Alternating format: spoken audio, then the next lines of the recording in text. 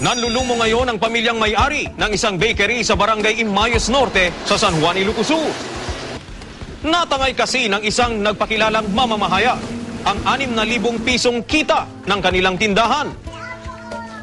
Nagpakilala raw ang suspect bilang si Dexter Razon, empleyado umano ng DZMA radio station.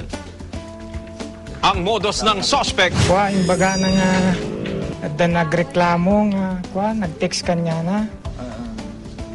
Tapos perpergenda kam kano.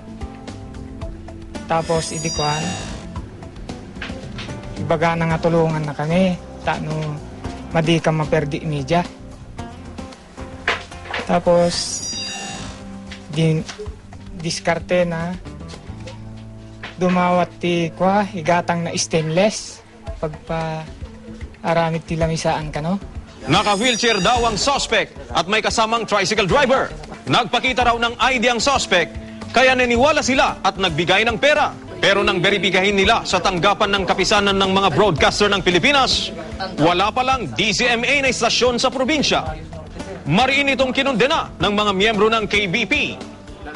Payo nila, huwag agad-agad maniniwala at magtitiwala sa mga taong bagong kakilala. Kahit saan nga na siya data, agsipod mapektaran tayo diti media ti probinsya tayo kaniti bigan na city. Sat ka po na, nga kadagitimat tattao nga papapanandan, mangimaton man ti business establishment, kung nyaman nga papananda, masapul ko nga nagyay ket investigaranda, no dagitoy ket pudpudno, isuda nga kameng iti media. Sa ngayon, tinutugis na ng mga otoridad ang suspect.